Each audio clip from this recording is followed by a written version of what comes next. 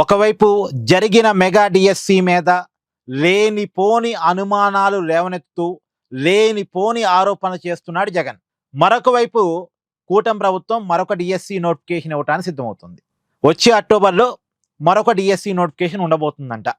అని ఇంతకుముందే లోకేష్ అనౌన్స్ చేస్తున్నాడుగా, ఇక రెగ్యులర్గా డిఎస్సి ఉంటుంది, ఖాళీ అవుతున్న ప్రతి టీచర్ పోస్టుని ఎప్పటికప్పుడు నింపుతామని.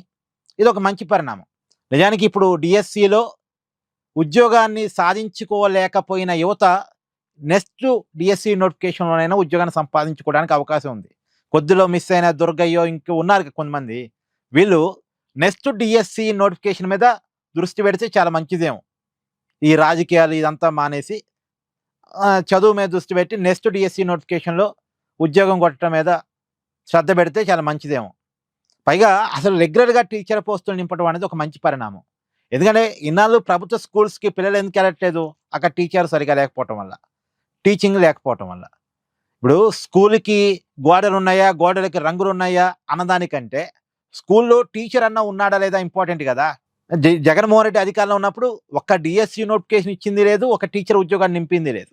వీళ్ళు వచ్చారు, హామీ ఇచ్చిన విధంగా మెగా డిఎస్సి అన్నారు, 16,000 పోస్టులకు నోటిఫికేషన్ ఇచ్చారు, 15,000కి పైగా టీచర్ పోస్టులను రిక్రూట్ చేశారు. ఇప్పుడు ఖాళీగా ఉన్నటువంటి టీచర్ పోస్టులను మళ్ళీ రిక్రూట్ చేయడానికి మళ్ళీ డిఎస్సి నోటిఫికేషన్ అంటున్నారు.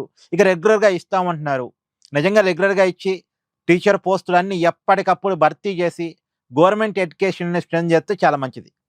మన మెగా డిఎస్సి వల్ల మంచి ఫలితం చూడండి. గవర్నమెంట్ స్కూల్స్లో విద్యార్థులకు మంచి మార్కులు, ర్యాంకులు, వాళ్ళని అభినందిస్తూ ప్రభుత్వం ఒక పేపర్ యాడు, టీవీ ఛానల్స్లో యాడు ఎప్పుడైనా మనం చూసామా?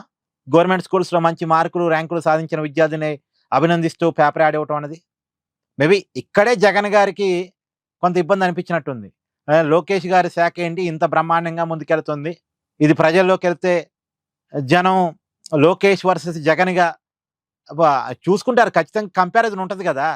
ఆ కంపారిజన్లో జగన్ ఒక ఫెయిల్యూర్గా కనపడతాడు, లోకేష్ ఒక సక్సెస్గా కనపడతాడు. కాబట్టి లోకేష్కి ఫెయిల్యూర్ని మూటగట్టాలి.